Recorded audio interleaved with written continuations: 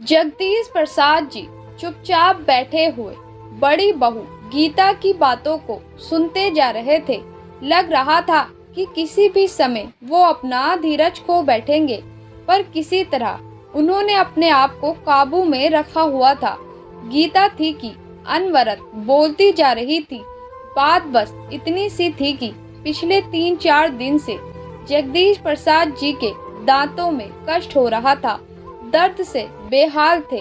Doctor को दिखाया तो उसने दांत को निकलवाने की सलाह दी, पर दर्द के कारण ये संभव न था। डॉक्टर ने दर्द कम करने की दवा दी थी और कहा था कि दर्द खत्म हो जाए तभी दांत निकाला जाएगा।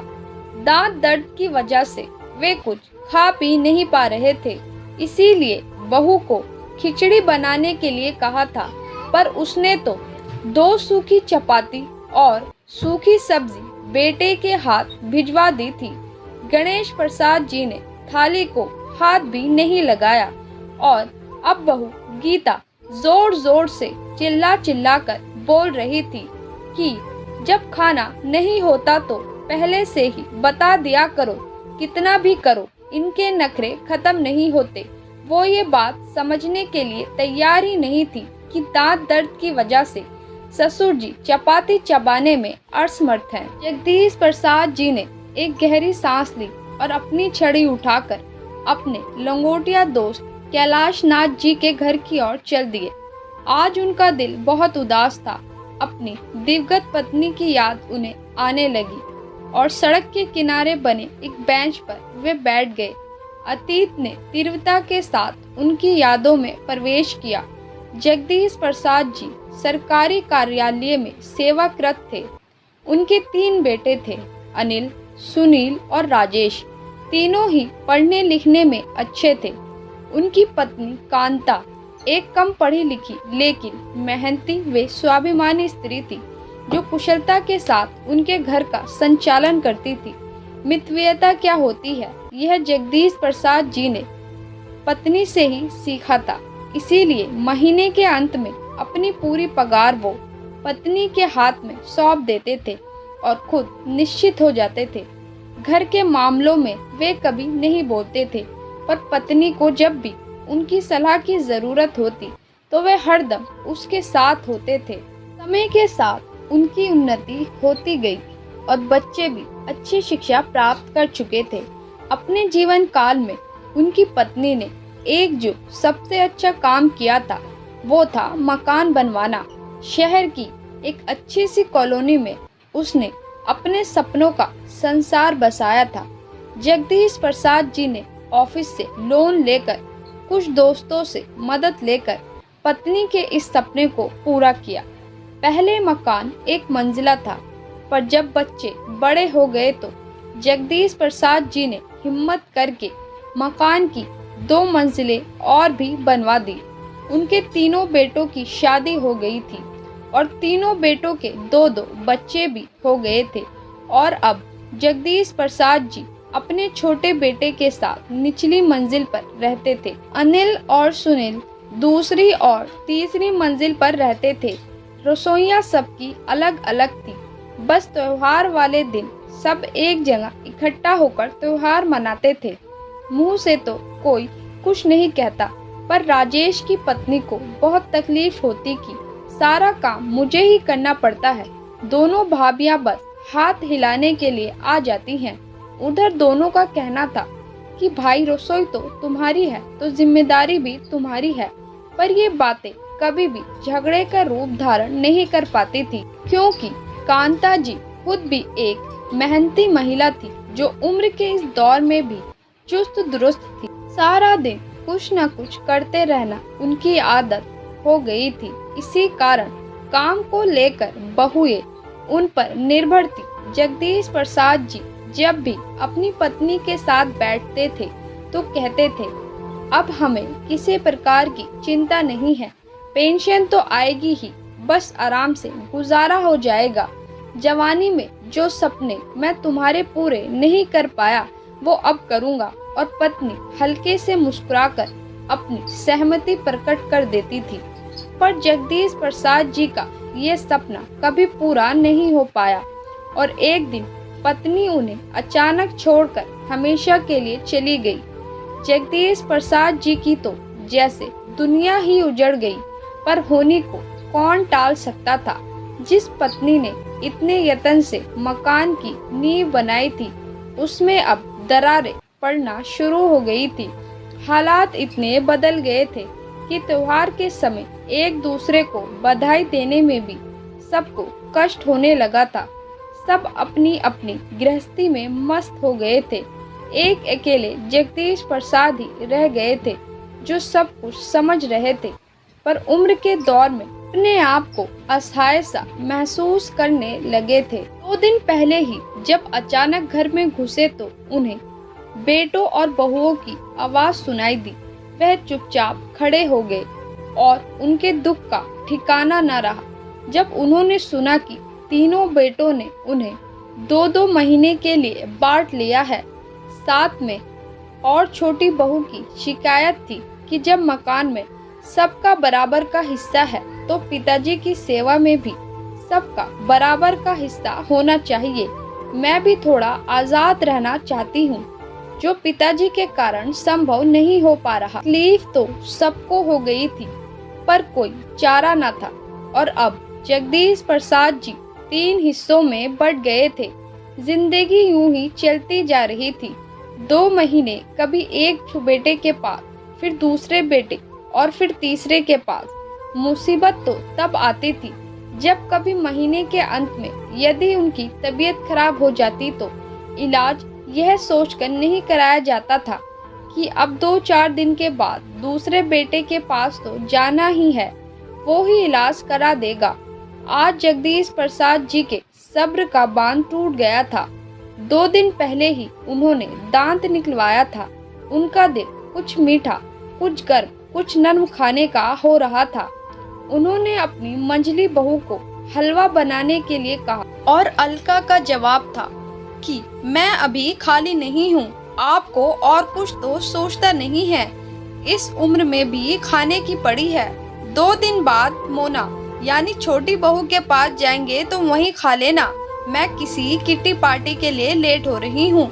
और जगदीश प्रसाद जी के सब्र का पैमाना छलक गया। आज तक वो अपने बेटे बहुओं की सब जातियां बर्दाश्त कर रहे थे, पर आज तो हद हो गई थी। आंखें आंसुओं से भर गई और वे कैलाश जी के घर चले गए। कैलाश जी उनके बचपन के मित्र थे। शिक्षा प्राप्ति से लेकर सेवानिवृत्ति तक दोनों साथ ही रहे। कैलाश नाथ जी थोड़े व्यवहारिक बुद्धि वाले व्यक्ति थे। वे दिल से नहीं दिमाग से सोचते थे। उन्होंने अपने दोस्त को कई बार समझाया था कि थोड़ा रोब रखा करो, किस बात की तुम्हें कमी है, मकान अभी तुम्हारे नाम है। बेटे बहू जब भी सिर पर बैठने की कोशिश करे तो धमकी दे दिया करो कि किसी को भी हिस्सा नहीं दूंगा। पर जगदीश प्रसाद जी को ये बात मंजूर नहीं थी। उनका कहना था कि जब मकान बनाया ही बच्चों के लिए है तो ऐसा सोचना किस लिए। लेकिन आज उन्हें लग रहा था कि अब कुछ करने का समय आ ही गया है। कैलाश नाथ जी से सलाह मशवरा करके जगदीश प्रसाद जी घर पर आ गए। आकर पत्नी की तस्वीर के सामने खड़े हो गए, जैसे मन ही मन उनसे विचार कर रहे हों। एक दृढ़ निश्चय उनके चेहरे पर आया और वो भूखे पेट ही सो गए। किसी ने भी खाने के लिए नहीं पूछा।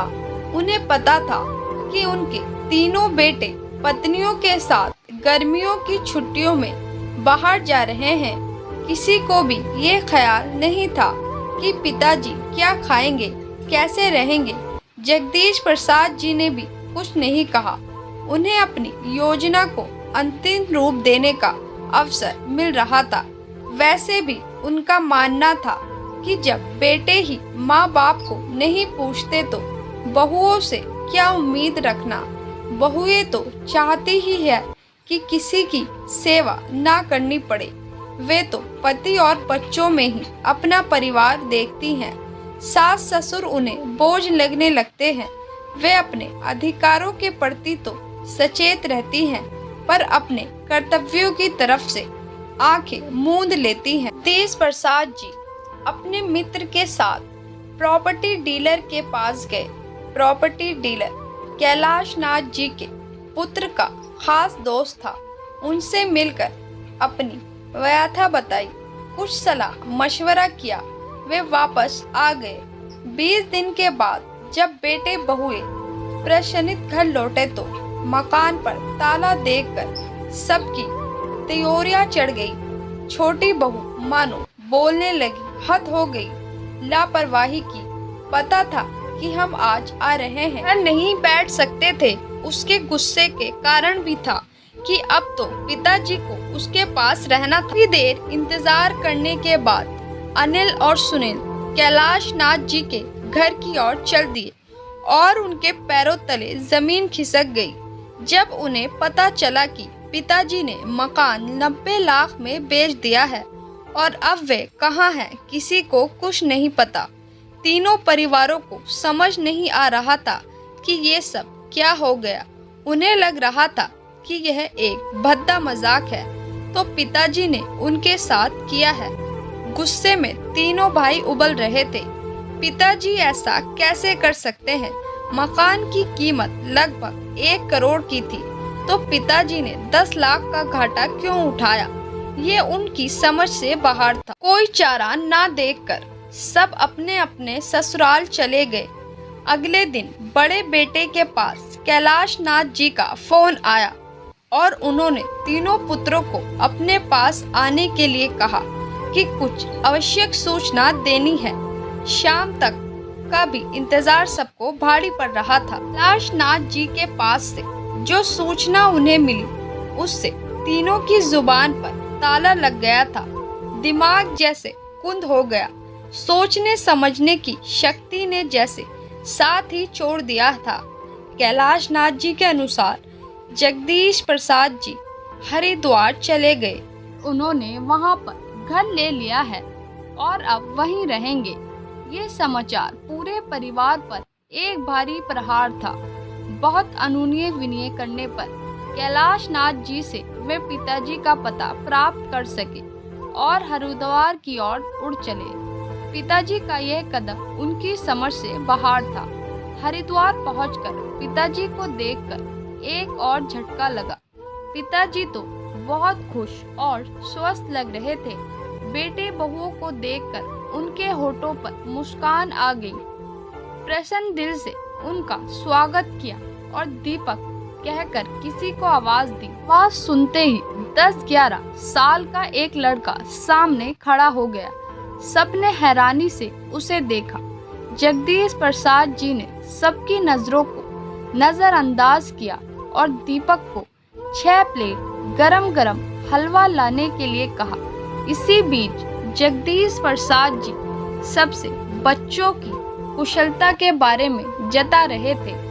बेटे एक दूसरे की तरफ देख रहे थे कि कौन पहल करे, पर किसी की हिम्मत नहीं हो पा रही थी कुछ पूछने की। इतने में दीपक एक ट्रे में 6 प्लेट लेकर आ गया और सबको एक एक प्लेट पकड़ा दी। किसी ने भी प्लेट को हाथ नहीं लगाया। किसी को बोलते ना देखकर जगदीश प्रसाद जी ने कमान अपने हाथ में ली और बोलने लगे, तुम सबको हैरानी हो रही होगी और गुस्सा भी आ रहा होगा कि पिताजी को ये क्या सनक सवार हो गई। कारण भी तुम लोग ही हो। मैंने और तुम्हारी माँ ने तुम लोगों को कभी भी किसी प्रकार की कमी नहीं आने दी। तुम्हारी माँ ने मेरी एक अकेली तनख्वाह से कितनी कुशलता से घर को चलाया, ये मुझे तुम सबको बताने की जरूरत नहीं है। और आज मुझे ये कहने में कोई भी शर्म नहीं है कि उसने अकेले तुम सभी को अपने प्यार से बांध रखा था, पर तुम 6 लोगों ने अपने एक बाप को ही किस्तों में बांट लिया। पर चलो कोई बात नहीं, कम से कम 2 वक्त की रोटी तो शांति से दे सकते थे, पर वो भी नहीं हो पाया। पार्लर और किटी पार्टी में जाने के लिए सभी के पास वक्त था, पर मेरी 2 रोटियां सबको भारी पड़ रही थी। तुम सभी को अच्छी तरह से मालूम था कि जिसके पास भी मैं रहता था अपनी पेंशन वहीं खर्च करता था, लेकिन मेरी दवाई के लिए किसी के पास पैसे नहीं होते थे। तुम सबको अपने अधिकार पता थे, पर इस बूढ़े के प्रति तुम्हारे कुछ कर्तव्य भी हैं। यह तुम में से किसी को भी याद नहीं रहा। और फिर जब मेरे बेटे ही ऐसे हैं तो मैं बहुओं से क्या उम्मीद रखूं? कहते कहते जगदीश प्रसाद जी का गला रूंध गया। तीनों बेटे बहुए नजरें झुकाकर बैठे रहे। जगदीश प्रसाद जी ने दोबारा बोलना शुरू किया। मेरा ये फैसला तुम्हें पसंद नहीं आएगा, यह मैं जानता हूँ, पर इसके जिम्मेदार भी तुम लोग हो। तुम्हें पता चल गया होगा कि मैंने मकान बेच दिया है, 10 लाख के घाटे में बेचा है, पर मुझे इसका कोई मलाल नहीं है। 5-5 लाख मैंने अपने पोते पोतियों के नाम से फिक्स डिपॉजिट करा दिया है, जो उनके बड़े होने पर उन्हें ही मिलेंगे। मैंने ये घर खरीद लिया है। 2 कमरे, किचन, बाथरूम, टॉयलेट, सभी सुविधाएं हैं। उनमें जो कमी थी जो मैंने जुटा ली है।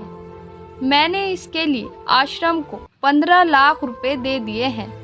मेरे मरने के बाद यह घर आश्रम की संपत्ति हो जाएगा। अभी अभी जिस लड़के को तुमने देखा है वो एक अनाथ लड़का है जो अब मेरे साथ रहता है। मैंने एक स्कूल में उसका नाम लिखवा दिया है, पढ़ता भी है और मेरी सेवा भी करता है।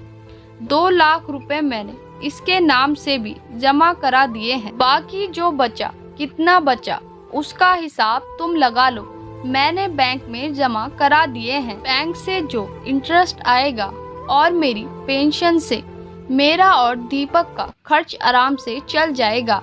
अब तुम लोगों को मेरी तरफ से पूरी आज़ादी है, जैसे चाहो वैसे रहो। ये सब कहकर जगदीश प्रसाद जी चुप हो गए और आराम कुर्सी पर बैठकर अपनी आंखें बंद कर ली। तीनों बेटे बहुओं को समझ नहीं आ रहा था कि पिताजी की इन बातों पर अपनी क्या प्रतिक्रिया प्रकट करे, और सामने पड़ी हलवे की प्लेट को देखकर अलका सोच रही थी कि एक प्लेट हलवे की कितनी बड़ी कीमत सबको चुकानी पड़ गई है। दोस्तों, आपको कहानी कैसी लगी कमेंट बॉक्स में ज़रूर बताएं, और इसी तरह की और कहानियाँ देखने के लिए मेरे चैनल को सब्सक्राइब करें। धन्यवाद दोस्तों।